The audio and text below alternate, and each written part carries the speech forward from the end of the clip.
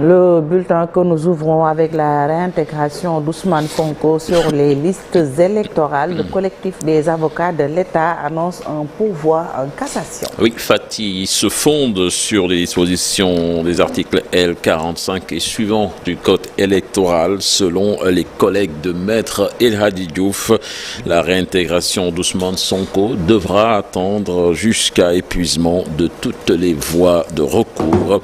La bataille judiciaire donc se poursuit après la victoire d'Ousmane Sonko ce jeudi matin au tribunal hors classe de Dakar. Retour sur cette matinée chargée avec Habib Faye et des images de Alioune Diagne. Le tribunal d'instance de Dakar confirme le jugement rendu par celui de Ziguinchor en octobre dernier. Il ordonne la réintégration d'Ousmane Sonko sur les listes électorales. Cette décision remet dans la course le leader de PASTEF. La décision d'aujourd'hui aurait dû être prise par la Cour suprême, qui a préféré refiler le bébé. Certainement que l'État du Sénégal, qui ne lâchera pas, fera un pourvoi en cassation. Et nous espérons que les chambres réunies, avec ces magistrats, relèveront haut la démocratie, l'état de droit et que les Sénégalais pourront aller dans des élections libres, inclusives et transparentes. La partie est loin d'être terminée car l'État du Sénégal prévoit de pourvoir en cassation. Le juge suprême avait dit que la vérification a été bien faite, c'est bien passé. Donc le gars, il est fort clos. Il ne pouvait plus dire qu'il n'a pas été informé. Donc vraiment, ce juge-là, si la juridiction inférieure vient contredire la position du juge suprême, cette décision va être certainement annulée comme celle de Ziguinchor. Donc je ne vois pas les raisons pour lesquelles on devrait jubiler comme on l'avait fait à Ziguinchor. Ces gens-là ont la courte mémoire, ils ont la mémoire très courte.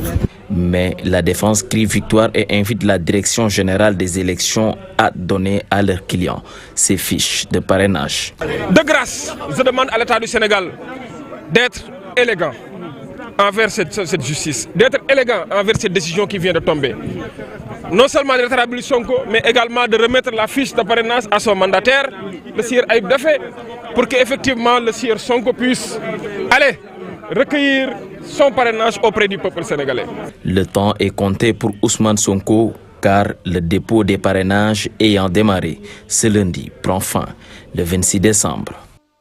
Habib Faye, merci. Et puis parlons des diamants. Maître Moussa Diop vers l'ouverture d'une information judiciaire. Et retour de parquet donc pour le leader de AG Jotna, Maître Moussa Diop, qui devrait faire face au procureur ce vendredi, file tout droit vers l'instruction. Pour plus de lumière sur l'affaire des diamants, le coordonnateur national de son parti soutient qu'ils ont un dossier béton entre les mains.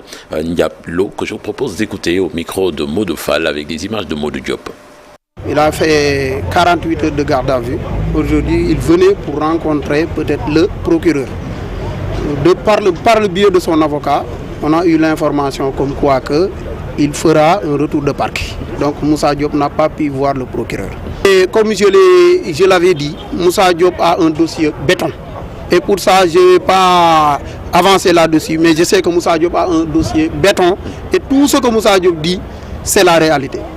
Donc, par rapport à nos détracteurs qui disent que Maître Moussa Diop n'a pas de caution ou bien n'a pas encore le nombre requis par rapport au parrainage, moi je suis le coordinateur national du parrainage, on a plus que ce qu'on demandait. C'est-à-dire les 44 à 48 000, à 58 000, on a dépassé ça. Donc nous sommes vraiment à jour par rapport à tout ça. Donc que nos détracteurs déchantent, Maître Moussa Diop sera candidat et il gagnera ces élections. Depuis cet accident mortel de voiture qui s'est produit hier aux environs de 21h dans la commune de Médina Wandifa, c'est dans le département de Bounkiling, un chauffeur non encore identifié a heurté violemment son apprenti qui a finalement rendu l'âme. Le corps sans vie a été déposé à la morgue du centre de santé de Bounkiling. Une information de notre correspondant sur place, Bakary Conté. Voilà. Et puis, risque d'inondation en 2024, le ministre de l'Eau et de l'Assainissement élabore un nouveau plan décennal. Au cours d'une réunion, le Comité national de gestion des inondations a dressé donc le bilan des actions mises en œuvre durant l'hivernage 2023. Les techniciens ont également fait le point sur les projets et les travaux d'assainissement d'eau pluviale prévus en 2024. Compte rendu signé Maïmouna Ndiaye et Yaya Diallo. La question des changements climatiques, le Comité national de gestion des inondations souhaite l'intégrer dans son programme pour l'année 2024.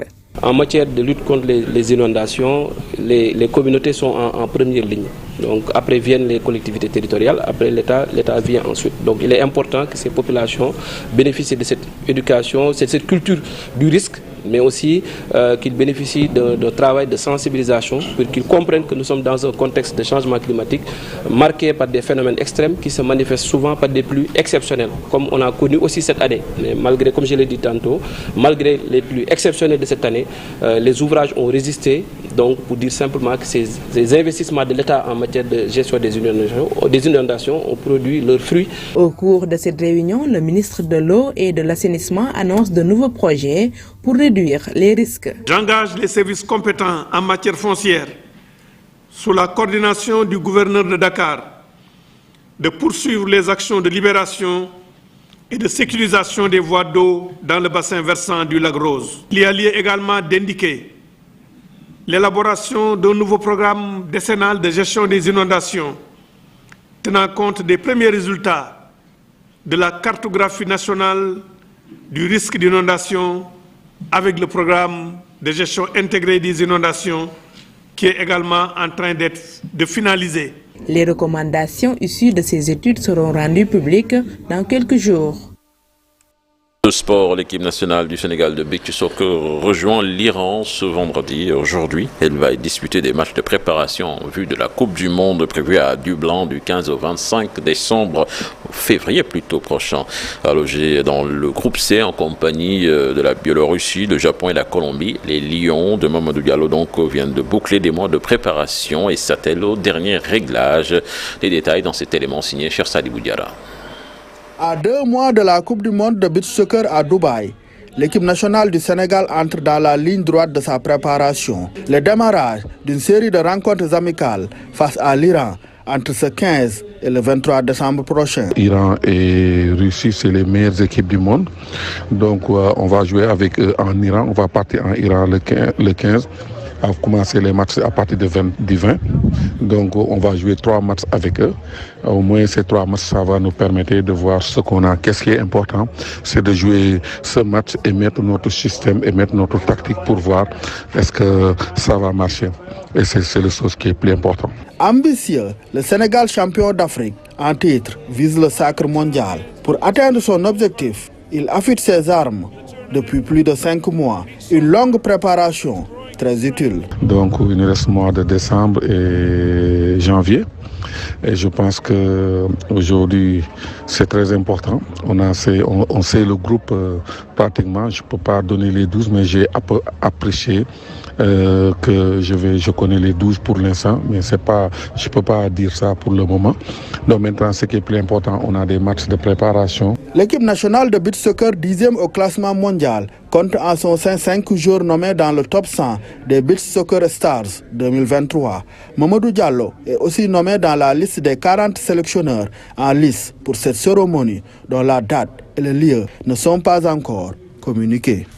Voilà, Fatih, donc c'était là l'essentiel des infos de ce matin. Mais avant de rendre l'antenne, retenez que le collectif des concessionnaires a décidé d'interrompre le service de collecte des ramassages d'ordures à compter de ce vendredi à partir de 7h du matin. Donc, chez vous, prenez vos dispositions puisque les ramasseurs d'ordures ne seront pas là.